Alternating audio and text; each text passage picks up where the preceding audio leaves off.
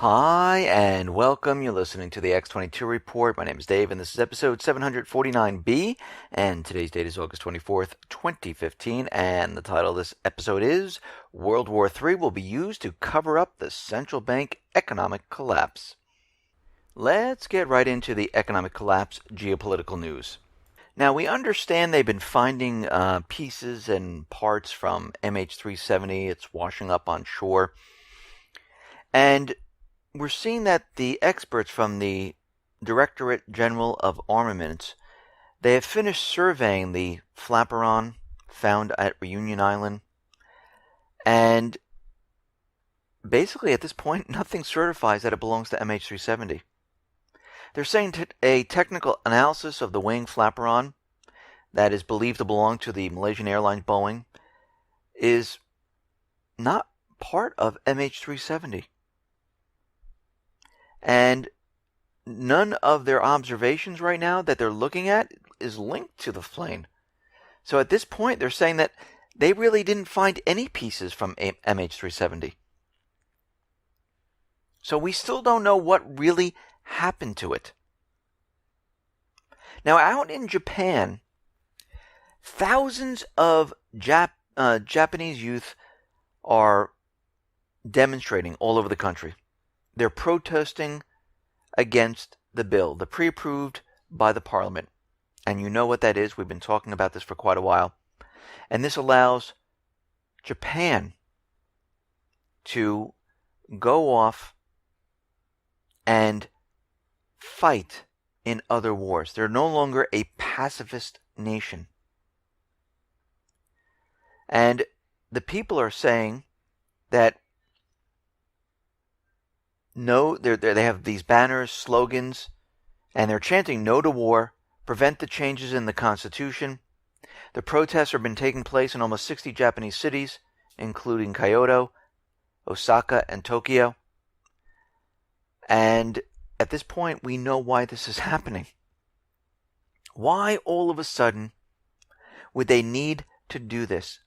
Why all of a sudden would they want Japan to go off and take part in foreign operations? Because we understand that World War III is coming. And they're going to try to start it right now. Because you have to remember, this collapse is coming. We understand that. They don't want to be blamed for it. Because eventually they're going to want to reset the system. They want to reset the entire system. And if they're blamed, people will say, well, we don't want you to reset it. We want to take it over. And they don't want this to happen. And we're already hearing the blame game going on right now, and they're blaming China for everything that is happening. It's not our fault, it's China's fault. And if that doesn't work, it's going to be Russia's fault. If that doesn't work, they'll try something else. But we see it all over the corporate media right now. This is their plan. But while this is happening, they're going to provoke different nations right now. We saw a provocation with North Korea. Now, North Korea and South Korea, they talked, and they decided to diffuse the tensions right now. South Korea is going to remove their speakers from the border. But there's always a but. The United States, with South Korea, because of what happened, they're discussing the deployment of B-52 bombers or nuclear-powered submarines to South Korea. They're reviewing the timing of the deployment of strategic U.S. military assets to this area, because this allowed them to bring more military assets into this area, especially B-52s. And this would be a strategic location to have this. They use this to their advantage. This is in preparation for World War III. Remember, everything that we're doing right now is showing us what's going to happen. Think about from when we began of the military assets when I said, oh, it's only in the Pacific. If you go back to my earlier reports, and then all of a sudden we had it in Eastern Europe, Middle East, and here we are in South Korea. They are continually doing this because they know what's coming. They understand, like I said, China, Russia, they're preparing for war. U.S. is pushing war. They understand the central bank won't stop. Putin's trying to diffuse each scenario, but eventually this will not work. Eventually, something will happen, and it'll be out of his hands, and war will start. We see the U.S. military is going to send 3,000 troops to Peru, South America. Who's in South America? Russia and China. And of course, there's been protests saying that they don't want U.S. military personnel in this area. In Ukraine, we see war is still being pushed. Actually, Ukraine's GDP, it has dropped by 35%, surpassing Zimbabwe, which is unbelievable because before the United States government central bankers had their coup d'etat, Ukraine wasn't this bad. I mean, they're in a complete collapse mode at this point. Humanitarian crisis, war, and a collapse. That's funny. That's what we see every time the United States government central bankers get involved. Poroshenko's time is almost up. We see French President Hollande. We see Angela Merkel from Germany. Putin trying to keep the Minsk II ceasefire agreement continually in place. They're trying to keep it. Poroshenko's not abiding by it, so he's not going along with peace. Then you have the United States government central bankers pushing war. So he's stuck in the middle. And his time might be almost up from both sides, unless he does something. And it looks like he is getting ready to go all out on the southeastern people. Kiev has reportedly concentrated and regrouped military hardware close to the towns of Donetsk, Gorlovka, Mariupol, and it's in complete violation of the Minsk II agreement. And we see right now Russia wants the OSCE to verify the data that Kiev has deployed all this heavy weaponry. And so far the OSCE hasn't reported back, but we'll have to check in on this and see what they're going to report. We're starting to see why the United States government central bankers was in there training the National Guard. We see that the National Guard now is trained to crack down on popular riots if anti-war moods in Ukraine society rise. That sounds very similar, where we had the FBI, DHS here in the United States going after those people who protest against the government and what's going on here. Those people in Kiev who basically are anti-war in what they're doing, and there's popular uprising or some type of protest, guess what? The National Guard's going to take care of this. We've seen this before in every single country the United States government central bankers goes into. They always have those people that keep those who are protesting quiet. I mean, look at this. Here in the United States, the FBI, DHS was continually looking at the protesters at Occupy Wall Street, where we have the right for the freedom of expression and to protest. But they were still watching them, getting ready to take some of these people out. And this is happening all over the country. So whatever is happening out in Ukraine, in the Middle East, and you see how the people are treated there, that's how they would love to treat the people here. The only thing that's stopping them is the Constitution, Bill of Rights. But eventually, what they like to do is completely get rid of that. Then all bets are off. We see Russia is training in the Arctic. They have 2 large Russian landing ships that have arrived in the Arctic to take part in naval drills. We know they're setting up defense missile systems there. We understand the United States, Canada are also setting up defense missile systems there. And there is a run to the Arctic, strategic location, and oil, natural gas under the ice. Because that's what it always comes down to. We see out in Yemen, the Yemeni Houthis have taken control of at least 2 Saudi army bases in the border province. They've captured them.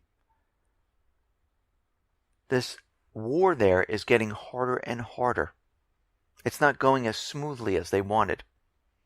And what's happening in Yemen, in Libya, in Lebanon, Iraq, the people are rising up. They're fighting back. And eventually, they will overrun those puppet governments.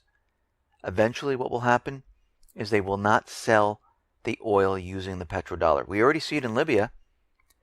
The government that's in Tripoli is selling the oil. Governments will not do business with the central bank that was moved out of Tripoli because they're trying to sell the oil at the same time, but no one's dealing with them. And eventually they will not use the dollar anymore.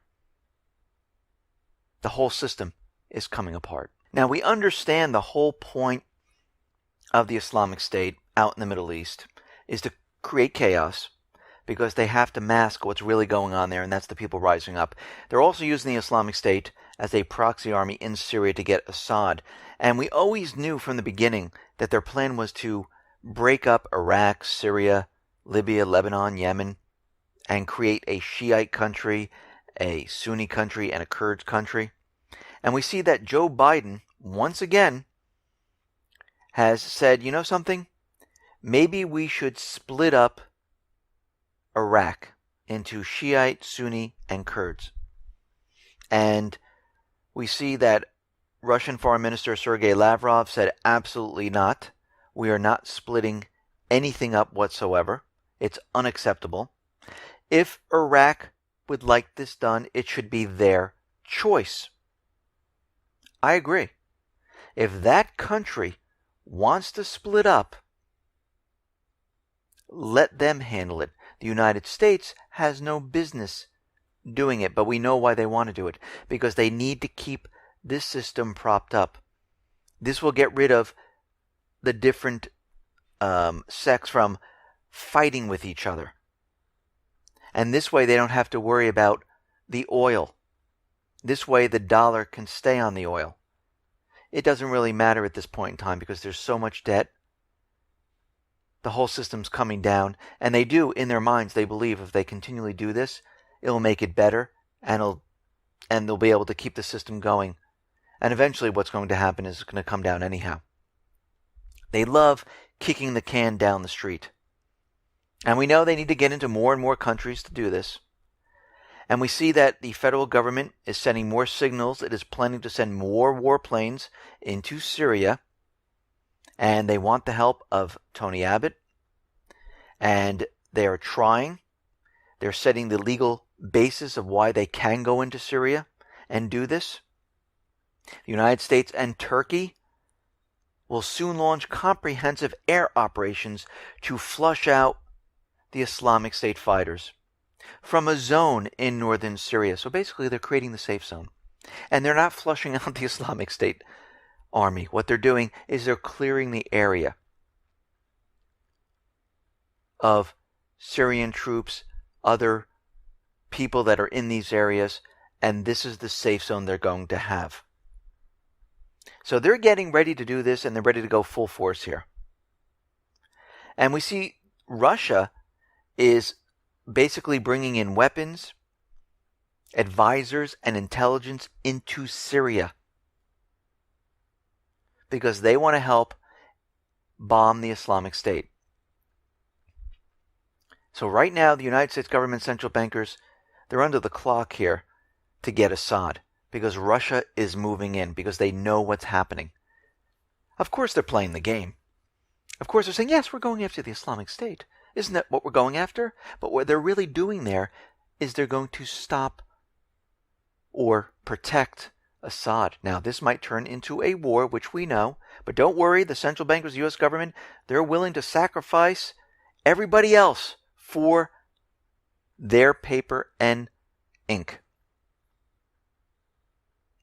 We see that there's a warning coming out that U.S. has urging the citizens to stay away from northern Israel, because we know Israel is going to maneuver in through the south of Syria. The United States is going to come from the north. The Islamic State, which is based in the east, that has taken over a lot of land in Syria, is going to be moving towards the west. Jordan right now is looking to set up a safe zone on the Syrian border. I mean, we're seeing it happen right now. Jordan is weighing the risks and benefits of setting up a safe zone along its borders with Syria and is watching Turkey's attempts to create the buffer zone. This is what's happening right now. They're creating the buffer zone. They'll be bombing that area. And if they can do it in the northern area with Turkey, Jordan is next. They're clearing the way. This land, the safe zone, not part of Syria anymore. We can bring troops on there, which brings them closer and closer to Damascus. Russia understands this. Advisors, intelligence, hardware, all being shipped in. What are they getting ready for? World War III. We see it happening. We see the explosions in China. There have been 2 already. Then there was one in Japan. Multiple explosions at a large fire damaged a U.S. Army depot in the suburb of Tokyo. I mean, is this a coincidence? I don't think so. It's starting. The whole thing is starting to come down around us. The United States government central bankers, they are provoking and pushing war. We're getting warnings that Americans beware of an impending terrorist attack. Because you have to remember, when all else fails, what do they end up doing? They distract. They say we have to go to war. When the economy is collapsing like this, they distract. They say we're going to war. And this is what's happening right now. We are headed towards war. Of course, they're going to pump this system up. We're going to see this system completely collapse. Banks are going to close. There'll be capital controls in effect. You won't be able to get your money out of the bank. There's going to be mass layoffs. People are going to have a hard time getting food, water, supplies. Power might even go out in certain areas just to prove their point that someone is attacking us. So they can point their finger at another group or another country. Now, they're not going to knock out the entire United States. That would be ridiculous. Because everyone without power, you wouldn't know what was going on. So they'll knock out small pockets. But the financial institutions, that is different. They can knock all of those out, along with the exchanges all at once, to say this country or group brought the economy down. That they can do. But we will see physical false flags and cyber false flags, which will include infrastructure, because they need to hit the country all at once. The fear of another country or group attacking the United States has to be high for everyone to say, yes, we're going to war. Yes, we agree with you. Yes, we are scared. Yes, please protect us. Yes, they brought down our economy. Yes, we need more quantitative easing. Yes, you can take our money. This is what they want. This is what they're striving for. This is their plan. That doesn't mean it's going to follow through perfectly. No. Because we see that they're human. We see that some of their plans don't work. We see they get caught in certain things.